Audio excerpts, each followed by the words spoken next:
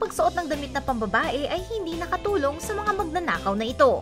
Si Darren White ng Long Beach, 20 years old, at si Samuel Frank ng Glendale, 28 years old, ay nakaisip ng plano para hindi sila kapansin-pansin sa baby aisle.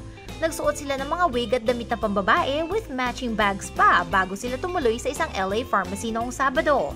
Dumiretso sila sa baby aisle kung saan matatagpuan ang baby formula. Kumuha sila ng 2 lata ng formula at inilagay ito sa kanilang mga bag na nakita ng empleyado. Nang nagtangka silang umalis mula sa tindahan ng hindi nagbabayad, pinahinto sila ng empleyado. Pagdating ng pulis, sinearch nila ang kotse ng mga lalaki at natagpuan nila ang 24 na bote ng formula na nanggaling sa isang nalalapit na supermarket. Isa pang lalaki ang natagpuan sa labas ng pharmacy at nai-connect siya ng mga pulis sa 2 magnanakaw. Ayon sa mga pulis, ang baby formula ay ninakaw para maibenta sa black market sa halagang $5 kada lata. Ang formula ay nasa $15 to $100 sa mga tindahan.